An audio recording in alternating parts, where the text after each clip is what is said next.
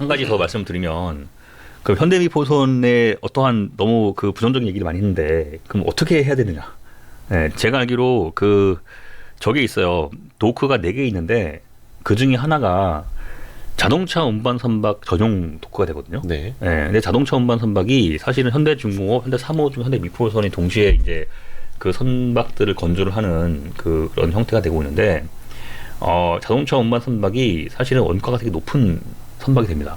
설계도 복잡하고 왜냐하면 자동차 선박 내부에 6층의 레이어가 이렇게 되어 있고 네. 자동차 한 6,000대에서 네. 9,000대를 다 실어서 네. 싣는 선박이 된단 말이에요. 그래서 설계 사양도 복잡하고 층층이 들어가는 그 소재라든가 용접이 까다로워요. 아, 내부. 그래서 그 시수도 많이 들어가고 네. 원가 높기 때문에 최근 2년간은 중국이 거의 사실상 잠식해버리는 모습을 보이면서 특히 현대미포조선의 그 전용 도커는 지금 고민이 많은 걸로 제가 알고 있거든요.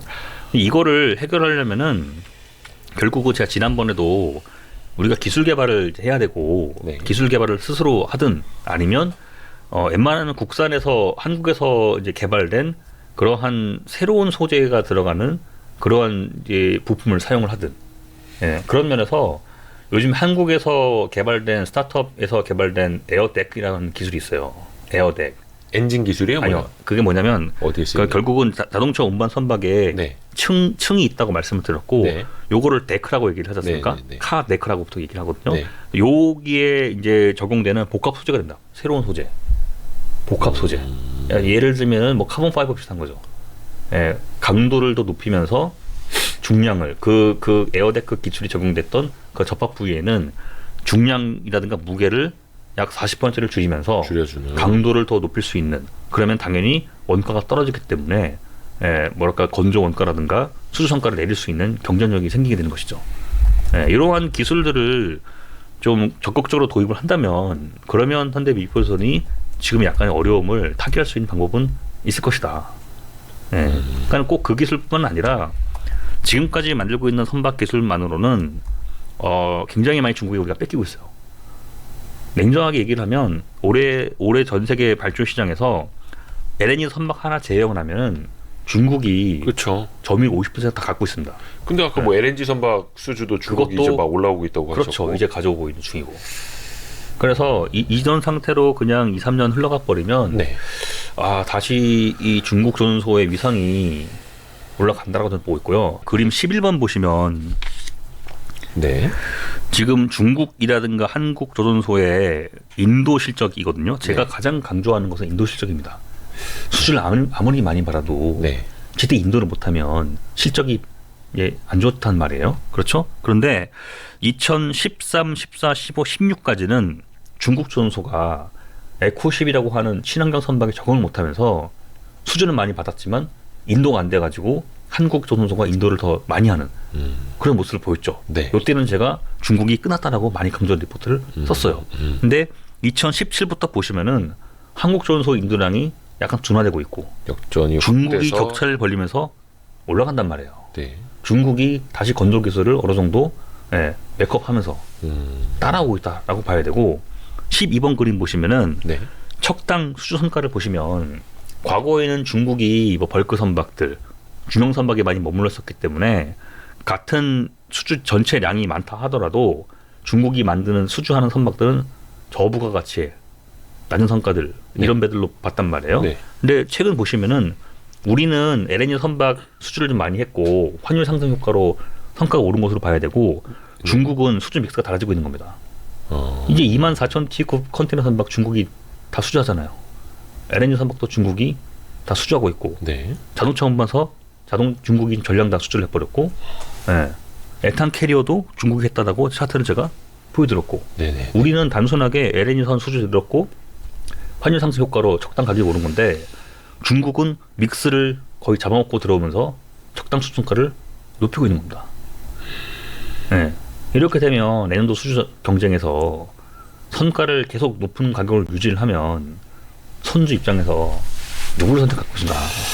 우리가 선주라고 생각을 해야 돼요.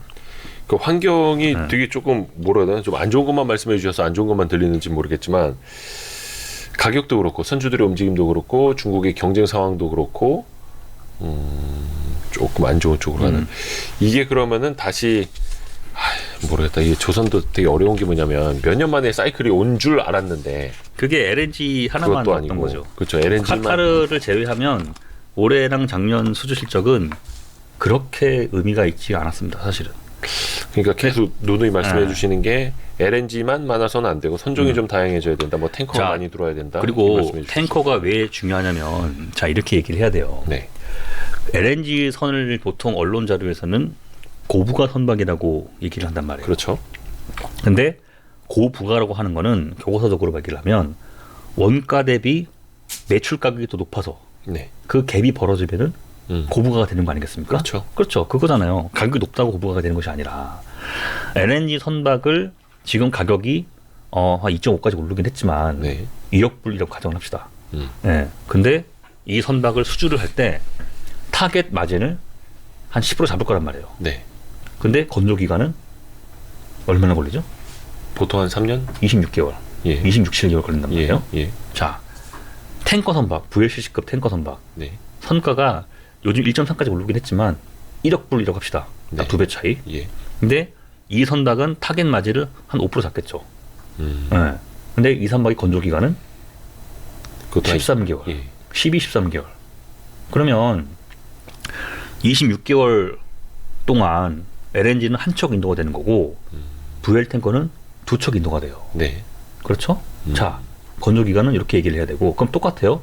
두 번째, LNG 선가 5% 로열티 내야 돼요. 네. 이미 5% 까고 시작한 선박이에요.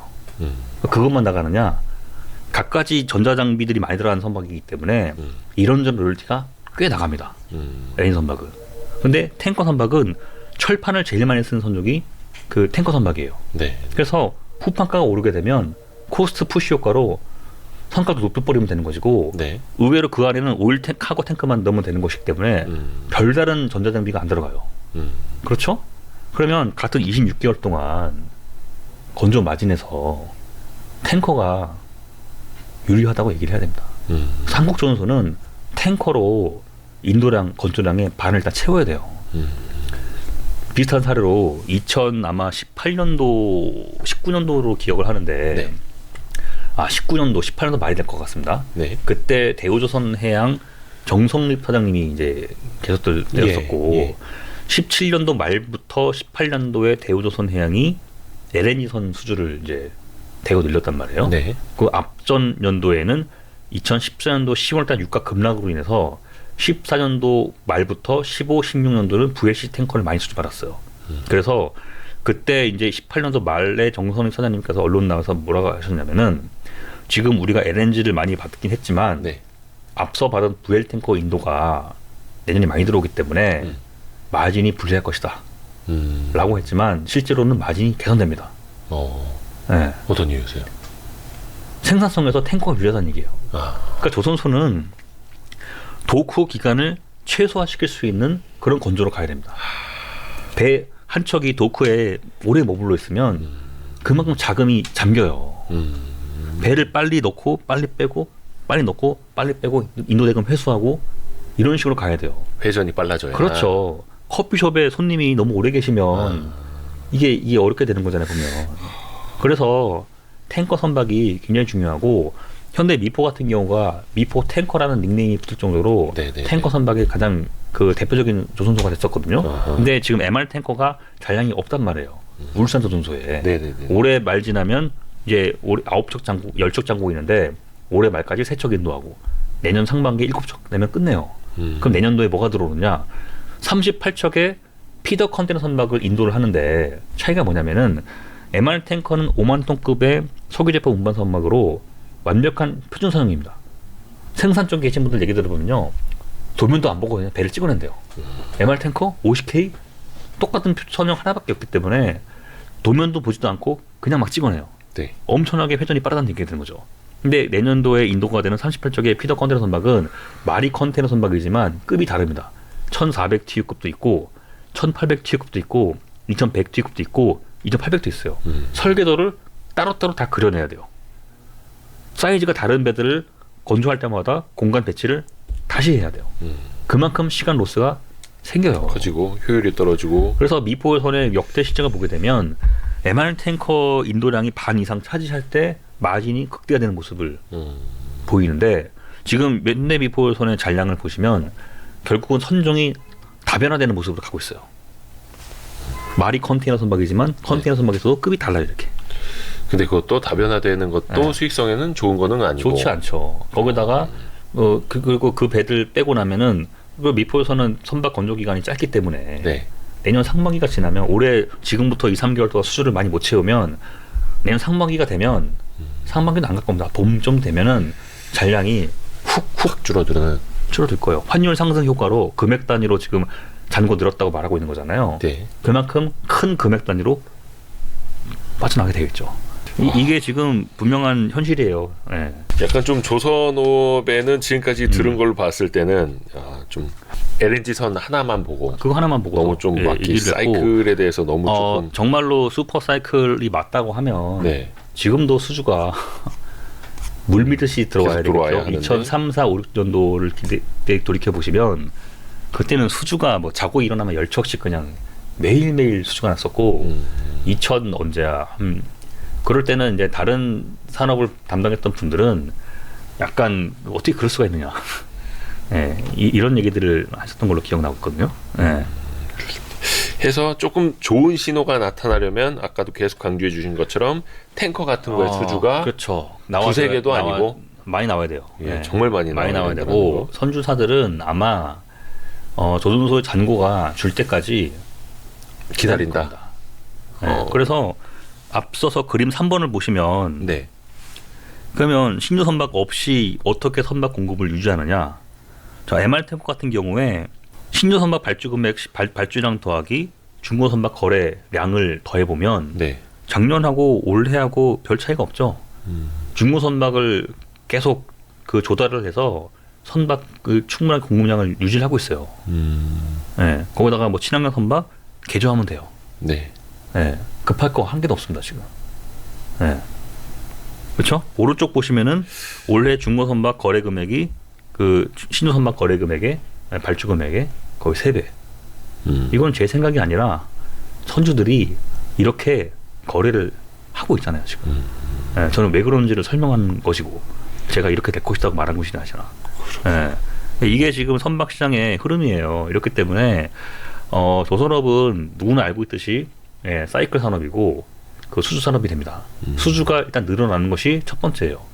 늘어나는데 그 중요한 거는 인도하는 양보다 수주량이 더 많아야 되고 그리고 수주 양에서도 믹스가 단일 선종으로 압축되어야 그 마진 개선에서 유리하다라고 얘기할 수 있지 않습니까? 근데 지금은 반대로 가는 흐름을 좀 보이고 있다는 거죠. 그래서 다시 사이클이 올라올 때까지는 아마 시간은 뭐 가봐야 아는 거겠지만 또 내년도에 어떤 일이 생길지 모르는 거겠죠. 지금으로서는 최소 6개월에서 1년 정도는 다운 사이클로 가는 것이 맞지 않을까. 그럼 그 사이에 조선소에서 잔고가 감소되는 그 구간에서 이제 누군가가 먼저 선가를 인하를 시작을 하겠죠. 조선소끼리. 그렇죠. 그러면서 선가는 급격하게 내려가는 것이고 부동산 시장은 똑같잖아요. 그렇죠. 작년까지만 하더라도 안 팔겠다. 끝까지 가져가겠다. 서로 그냥 호가의 갭만 커졌었는데. 근데 금리가 올라가 버리니까 못 버티죠. 위에서 못 버티는. 선주들은 똑같습니다. 자기들 돈 갖고 발주하는 사람 아무도 없어요. 다 선납금을 이용하는 말이에요. 금리가 올라가고 있어요 지금. 그렇죠? 근데 여기서 금리까지 지불해가면서 높은 성과에 친환경 선박이라는 이유만으로 발주를 할 선주가 과연 있느냐. 자기 스스로가 선주라고 생각을 해보세요. 그럼 내가 여기서 과연 이 가격에 LNG 핀 선박이 여기다가 과감하게 발주를 주겠느냐. 그렇게 한번 생각을 해보시면 좀 명쾌하게 뭐 답이 나오지 않을까 생각이 되고 있습니다. 좋습니다.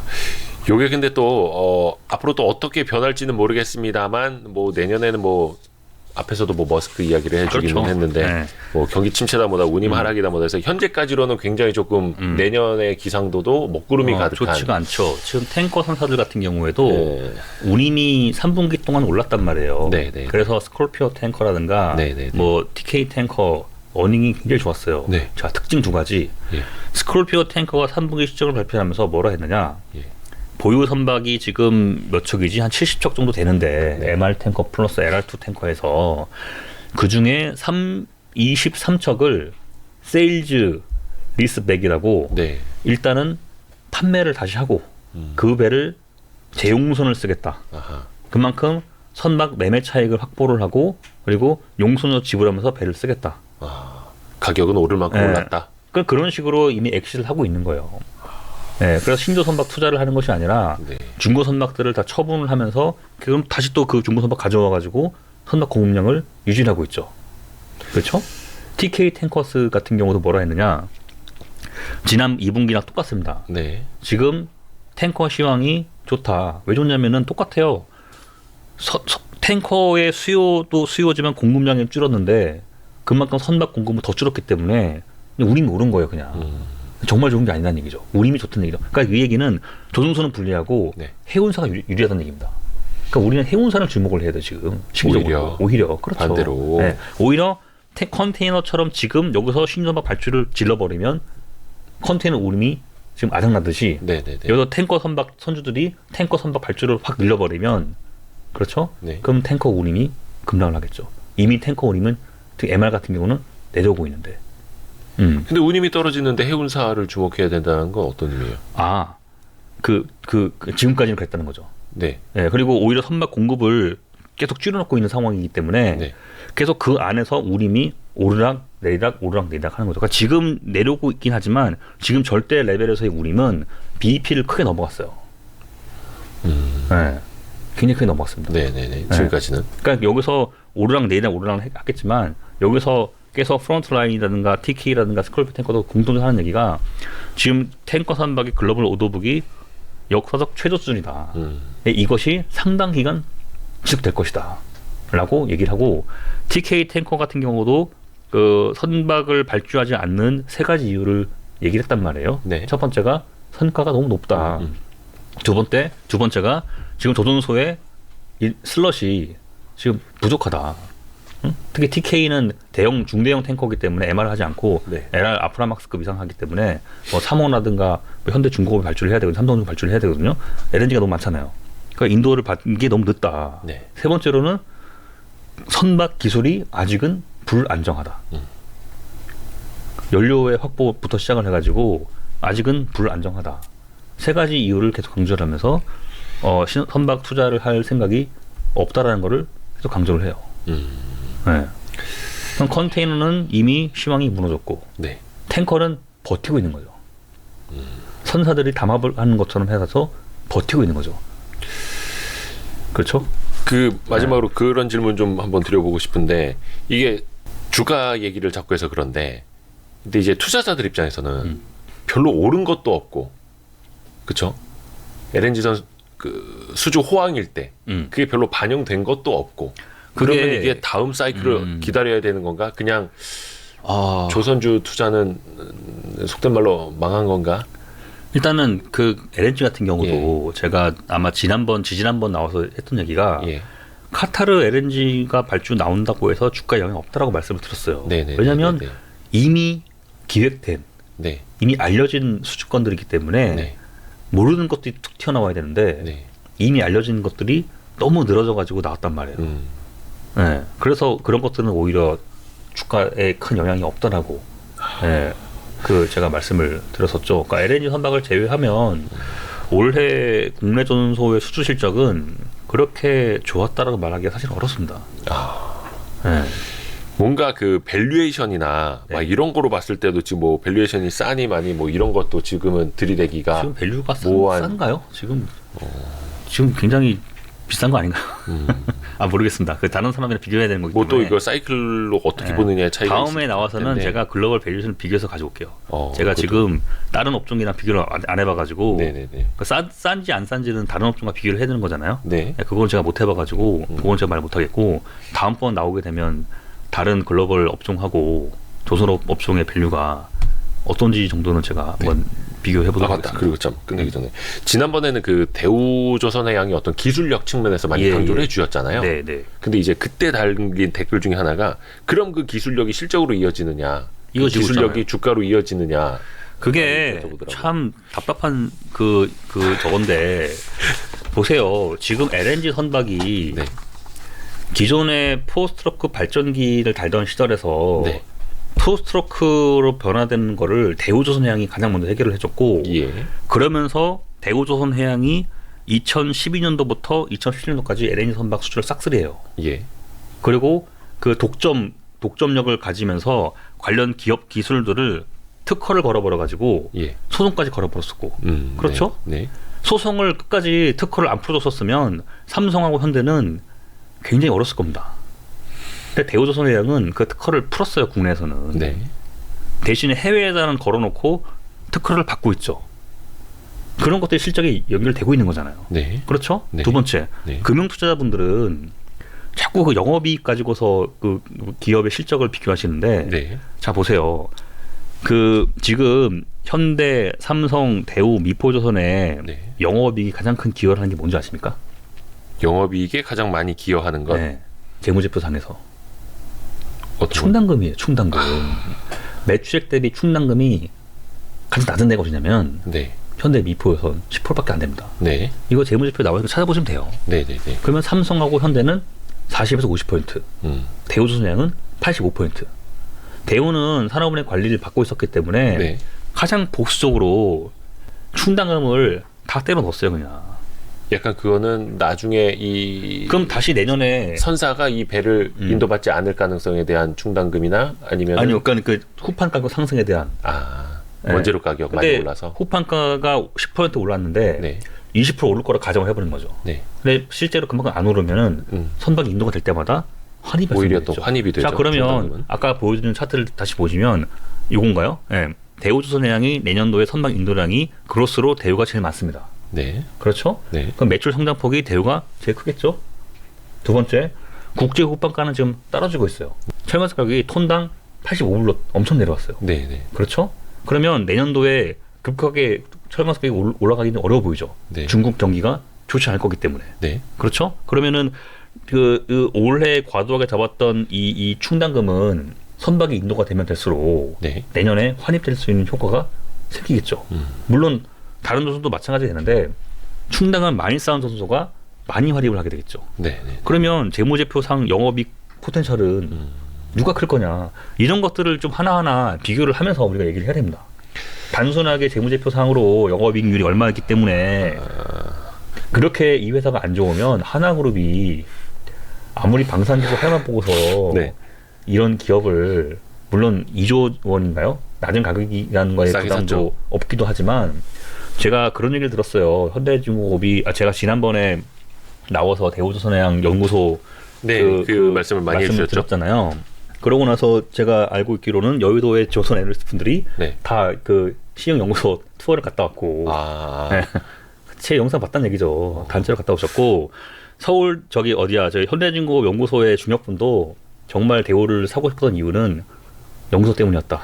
한화그룹이 아니요 현대중공업에서 네. 현대중공업 연구소에 계신 중역분인데 네. 최고위층 중역분이 네. 제가 업계에서 들은 얘기 업계에서 네. 직접 들은 건 아니고 네. 업계 관계자한테 돌려서 들은 얘기가 그 제 영상을 보셨나 봐요. 네. 그래서 정말 우리가 대우를 인수할 수 있는 이유 중에 하나는 저 연구소 때문이었다.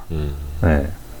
이런 거를 봐야죠. 이런 거를 기술 회사가 앞에서 말씀해 주신 것처럼 뭐 그러니까 지난번 영상 참고해 주시면 되고 대우조선해양의 어떤 그 연구소 그렇죠. 그리고 그쪽 그 지적 자산뿐만이 아니라 충당금이 지금까지는 가장 많았고 그게 또 환입될 가능성도 가장 크고 그렇죠. 앞에서 보여주신 표처럼 2022년 수주 한계 인도해서 나갈 것보다 훨씬 더 많기 때문에 미래 실적에 대한 기대감도 그렇죠. 제일 크고 이렇게 한 세 가지 정도로 정리를 해보고 근데 자꾸 주가 얘기해서 그런데 대우조선해양도 주가가 못 오르기는 매 마찬가지더라고요.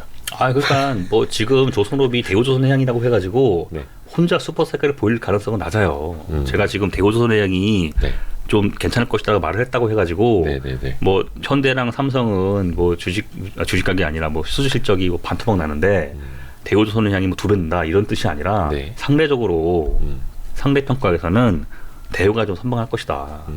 근데 전체적으로는 지금 선박 가격이 하락하는 추세로 바뀌었잖아요. 그 영향은 피할 수 없는 거죠. 그렇죠.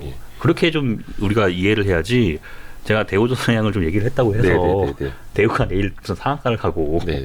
이런 식으로 가진 않겠죠. 네, 그거는 좀 이해를 해주시면 좋겠습니다. 좋습니다. 아마 그거는 다들 이제 이해가 되실 것 같습니다. 와, 오늘 진짜 정말 그 다양한 이야기를 들어가지고 예, 그런가요? 분량도 굉장히 많이 나왔습니다. 네. 그래서 모르겠습니다. 이렇게 2달 전에는 약간 조금 이렇게 뭐라 하나 안개 끼는 이런 느낌이었다면 지금은 먹구름이네. 그래서 또 향후에는 또 어떻게 달라질지 모르니까 또 내년에 모르는 봐야 거니까. 돼요. 네. 예. 그래서 계속해서 우리 트레보트 리서치의 박무현 대표님하고 또 계속 체크를 좀 해보죠, 우리가. 너무 감사합니다. 네, 고맙습니다. 고맙습니다.